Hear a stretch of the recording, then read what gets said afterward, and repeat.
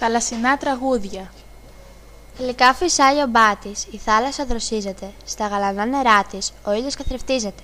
Και λες πως παίζουν με έρωτα, πετώντας δίχως έννοια, ψαράκια χρυσοφτέρωτα σε κύματα σημαίνια.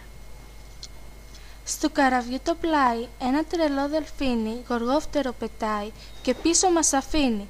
Και σαν να καμαρώνεται της θάλασσας στο άτι, με τους αφρούς του ζώνεται και μας γυρνά την πλάτη.